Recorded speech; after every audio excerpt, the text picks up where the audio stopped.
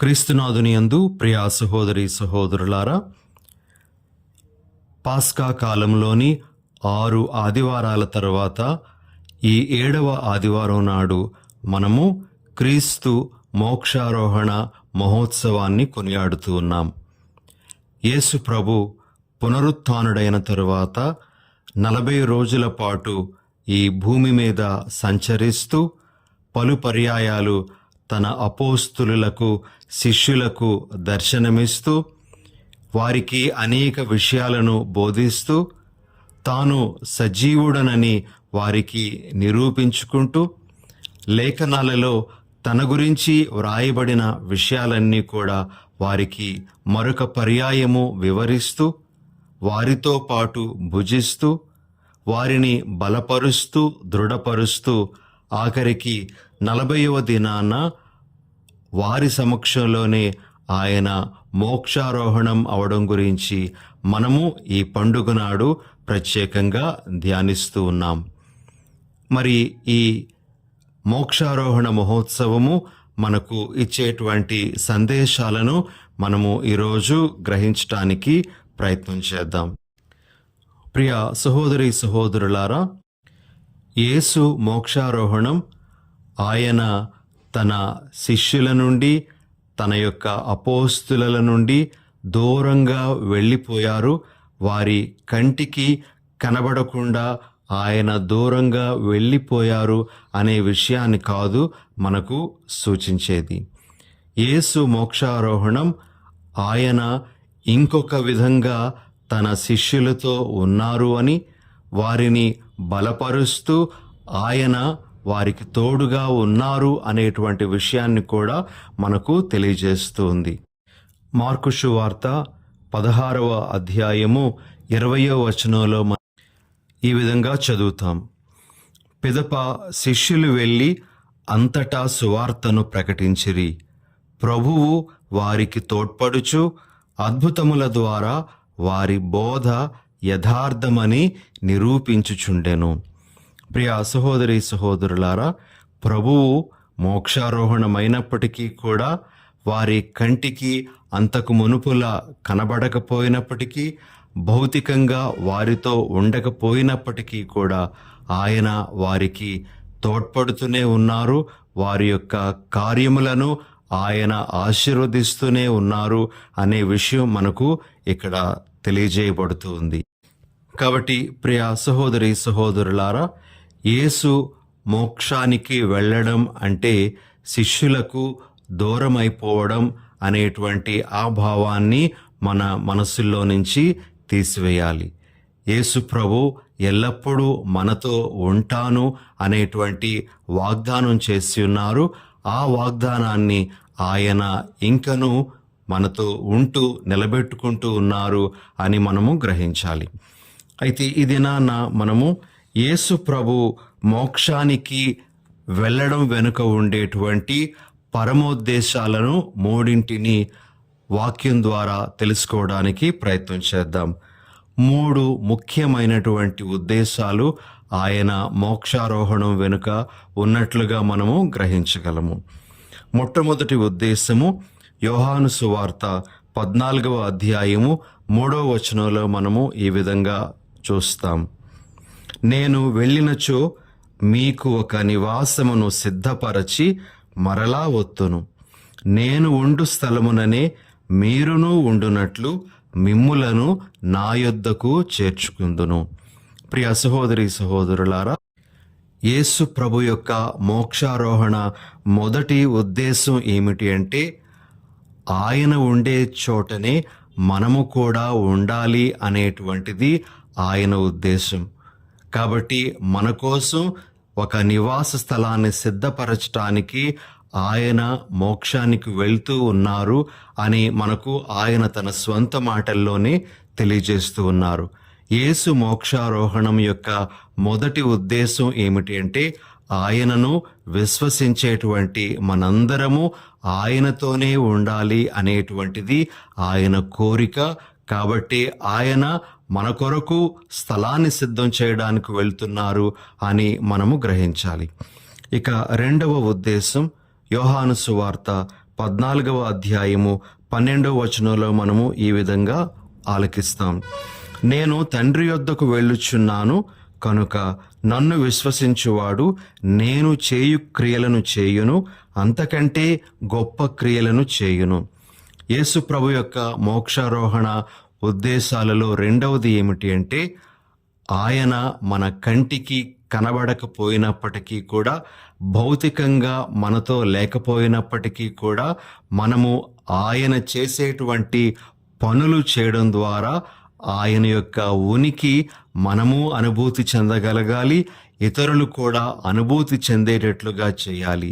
ఇదే ఆయన మోక్షారోహణం యొక్క రెండవ ఉద్దేశంగా ఆయన మనకు తెలియజేస్తూ ఉన్నారు. నేను చేయు క్రియలు అంతకంటే గొప్ప క్రియలు చేయాలి అనేటువంటిదే నా ఉద్దేశం, అందుకే నేను మోక్షారోహణం అవుతూ ఉన్నాను అని ప్రభు అంటూ ఉన్నారు. ఇక మూడవ ఉద్దేశం, ప్రియ సహోదరి సహోదరులారా, యోహాను సువార్త 16వ అధ్యాయము 7వ వచనంలో మనము ఈ విధంగా వింటాం. నేను వెళ్ళుట మీకు శ్రేయస్కరమని మీతో నిజముగా చెప్పుచున్నాను. నేను వెళ్ళనిచో ఓదార్చువాడు మీ యొద్దకు రాడు, నేను వెళ్ళినచో ఆయనను మీ యొద్దకు పంపుదును. ప్రియ సహోదరి సహోదరులారా, యేసు ప్రభు యొక్క మోక్షారోహణ ఉద్దేశాలలోని మూడవది ఏమిటి అంటే, ఆయన తాను వాగ్దానం చేసినట్లుగా పరిశుద్ధ ఆత్మను మనకు అనుగ్రహించటానికే మోక్షానికి వెళ్తున్నట్లుగా మనము గ్రహించాలి అని ఆయన తన మాటల్లోనే మనకు తెలియజేస్తూ ఉన్నారు. ఇవి మూడు ముఖ్యమైనటువంటి ఉద్దేశాలుగా మనము గ్రహించాలి. అయితే ఈ మోక్షారోహణము మన మీద పెట్టేటువంటి బాధ్యతలను కూడా మనము గ్రహించటానికి ప్రయత్నం చేద్దాం. ప్రియమైన సహోదరి సహోదరులారా, మొట్టమొదటి బాధ్యత, యేసు మోక్షారోహణం మన మీద పెడుతున్నటువంటిది ఏమిటి అంటే, మనము సాక్షులుగా జీవించాలి అనేటువంటి బాధ్యత ఈ మోక్షారోహణం మన మీద పెడుతూ ఉంది. లూకాసు వార్త 24వ అధ్యాయము 48వ వచనంలో యేసు ప్రభు మాటలను మనము ఈ విధంగా వింటాము. వీనికి అన్నిటికీ మీరే సాక్షులు అని. అదేవిధంగా మనము అపోస్తుల కార్యములు 1వ అధ్యాయము 8వ వచనంలో ఈ విధంగా ఆలకిస్తాం. అయినను పవిత్ర ఆత్మ మీపైకి వచ్చినప్పుడు మీరు శక్తిని పొందుదురు, కనుక మీరు యెరూషలేములోను యోదయ సమరయ సీమలయందు అంతటను భూదిగంతముల వరకు నాకు సాక్షులై ఉందురు. ప్రియమైన సహోదరి సహోదరులారా, యేసు మోక్షారోహణం మన మీద పెడుతున్నటువంటి బాధ్యత, మనము ఆయనకు సాక్షులుగా ఉండాలి అని. మనము ఆయనకు సాక్షులుగా ఏ విధంగా ఉండాలి అంటే, యేసు ప్రభు నిజంగా మన కొరకు మరణించి పునరుత్థానుడై ఆయన సైతానును, మరణాన్ని, పాపాన్ని జయించాడు అనే విషయంలో మనము ఆయనకు సాక్షులుగా ఉండాలి. యేసు ప్రభు ప్రేమామయుడు, ఆయన యందు క్షమాపణ విస్తారంగా మనకు లభిస్తూ ఉంది. ఆయన ద్వారా మనము దేవుని బిడ్డలుగా రూపొందుతున్నాము అనే విషయానికి సాక్షులంగా జీవించాలి అని ప్రభు మనలను కోరుతూ ఉన్నారు. యేసు ప్రభు ఏ విధంగా దయా కనికరాలకు నిలయంగా జీవించాడో, మన జీవితాలలో కూడా ఇలాంటివి జీవిస్తూ మనము ఆయనకు సాక్షులుగా ఉండాలి అని ప్రభు మనకు తెలియజేస్తూ ఉన్నారు. కాబట్టి మోక్షారోహణం మన మీద పెడుతున్న మొదటి బాధ్యత, మనము ఆయనకు సాక్షులమై ఉండాలి. మన జీవితకాలం అంతా కూడా ఆయనకు సాక్షులమై నిలబడాలి అనేటువంటిది మన మీద పెట్టబడుతున్నటువంటి బాధ్యత. ఇక రెండవది, ప్రియ సహోదరి సహోదరులారా, యేసు మోక్షారోహణము మన మీద ఉంచుతున్నటువంటి బాధ్యత ఏమిటి అంటే, పవిత్రాత్మ శక్తిని పొందుట కొరకు మనము వేచి ఉండాలి. మనము ఆత్మతో నడిపింపబడాలి అనేదే ఆయన యొక్క ఉద్దేశం. యేసు ప్రభు తన యొక్క శిష్యులకు చెప్పినటువంటి మాట, మీరు ఈ నగరాన్ని విడిచి వెళ్ళిపోవద్దు, ఆత్మను పొందేంత వరకు కూడా మీరు ఇక్కడే ఉండండి అని వారికి తెలియజేయడం అనేటువంటిది మనము సువార్త పఠనంలో ఆలకిస్తాము. ప్రియ సహోదరి సహోదరులారా, మరి మనము ఆత్మశక్తిని పొంది జీవించడం అంటే ఏమిటో పౌలు గారు రోమీలకు రాసినటువంటి లేఖ 8వ అధ్యాయము 9 నుండి 11 వరకు ఉన్న వచనాల ద్వారా గ్రహించగలం. మీ యందు నిజముగా దేవుని ఆత్మ వసించుచున్నచో మీరు శరీరమునందు కాక ఆత్మయందు ఉన్నారు. క్రీస్తు ఆత్మ తన యందు లేనివాడు ఆయనకు చెందడు. క్రీస్తు మీ యందు ఉన్నచో మీ శరీరము పాపము విషయమై మరణించినది, కాని ఆత్మ నీతి విషయమై జీవము కలిగి ఉన్నది. క్రీస్తును మరణము నుండి లేవనెత్తిన దేవుని ఆత్మ మీ యందున్నచో క్రీస్తును మృతులలో నుండి లేవనెత్తిన ఆయన మీ యందున్న తన ఆత్మ వలన నశించు మీ శరీరములకు కూడా జీవమును వసుగును. ప్రియ సహోదరి సహోదరులారా, ఆత్మానుసారులమై జీవించాలి అనేటువంటి విషయాన్ని యేసు మోక్షారోహణము మనకు బోధిస్తూ ఉంది. ఇక 3వ బాధ్యత యేసు ప్రభు మన మీద పెడుతున్నటువంటిది ఏమిటి అంటే, మన జీవితాలు మోక్షము వైపు తిరగాలి. మనము పౌలు గారు కొలొస్సీలకు రాసినటువంటి లేఖ 3, మీరు మీ మనస్సులను ఇచ్చట భూమిపై గల వస్తువుల మీద కాక అచ్చట పరలోకమునందు గల వస్తువులపైన లగ్నము చేయుడు. కాబట్టి మోక్షారోహణము మనకు బోధిస్తున్నటువంటి విషయం ఏమిటి అంటే, మనము ఈ భూలోకంలో ఉండేటువంటి విషయాల మీదే ఆసక్తిని కనబరచకుండా పరలోక వస్తువుల మీద మన మనస్సును లగ్నం చేయాలి అని ప్రభు మనకు తెలియజేస్తూ ఉన్నారు. ఇది ఒక ముఖ్యమైనటువంటి బాధ్యత. ఈ మోక్షారోహణ మహోత్సవము మన మీద పెడుతున్నటువంటిది. ప్రియ సహోదరి సహోదరులారా, చాలామంది దైవిక విషయాలను ఒక ప్రక్కన పెడుతూ మరి ఈ భూలోక సంబంధమైనటువంటి విషయాలతో వ్యామోహాలతో మనం సతమతమవుతూ ఉంటాం. కానీ ప్రభు యొక్క మోక్షారోహణము మనకు ఈరోజు గుర్తు చేస్తున్నటువంటిది ఏమిటి అంటే, పారలౌకిక వస్తువుల మీద మన మనస్సును మనం పెట్టగలగాలి అని.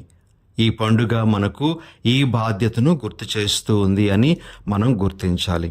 ఇక ఆఖరుగా క్రీస్తు మోక్షారోహణము మన మీద పెడుతున్నటువంటి బాధ్యత ఏమిటి అంటే, మనము మన పరిసరాలను, మనము ఉన్న చోటును మోక్షతుల్యం చేసుకోవాలి. మనం ఎక్కడ ఉంటే అక్కడ మోక్ష అనుభూతి అనేటువంటిది ఎదురవ్వాలి. మన మాటలు కానీ మన క్రియలు కానీ అన్నీ కూడా ఇది మోక్షమా అనిపించే విధంగా ఉండాలి. ఆ విధంగా మన జీవితాలను మనం తయారు చేసుకోవాలి అని ప్రభు మనకు తెలియజేస్తూ ఉన్నారు. మనము ఉండే చోట దేవుడు వసించేటువంటి చోటుగాను, మనం ఉండే చోట ప్రేమ వర్ధిల్లే చోటుగాను, మనం ఉండే చోట నీతి న్యాయాలు విలసిల్లే చోటుగాను మారాలి అని ప్రభు మనకు ఈరోజు తెలియజేస్తూ ఉన్నారు. కాబట్టి ఈ మోక్షారోహణ పండుగ మనకు ఈ బాధ్యతను కూడా తెలియజేస్తూ ఉండగా, మనము ఉండేటువంటి ప్రాంతాన్ని మనము మోక్షతుల్యం చేసుకోవడానికి ప్రయత్నం చేద్దాం. ఈ బాధ్యతలన్నీ ఈ దినాన మనము గుర్తు చేసుకుంటూ మన జీవితాలను చక్కగా నడిపించుకోవడానికి ప్రయత్నం చేద్దాం. చిన్న ప్రార్థన చేసుకుందాం. దయగల ప్రభువా, ప్రేమగల మా తండ్రి, ఈరోజు మీ కుమారుడైన యేసు మోక్షారోహణ మహోత్సవాన్ని కొనియాడుతూ ఉండగా మేము మా దృష్టిని మోక్షము వైపు మళ్లించాలి అని మీరు మాకు తెలియజేస్తూ ఉండగా, ఈ మోక్షారోహణ మహోత్సవము మా మీద పెట్టేటువంటి బాధ్యతలన్నీ కూడా మేము గుర్తెరిగి జీవించే వరాన్ని మాకు దయచేయమని మా ప్రభువైన యేసు నామమున అడిగి వేడుచున్నాము తండ్రి. ఆమెన్.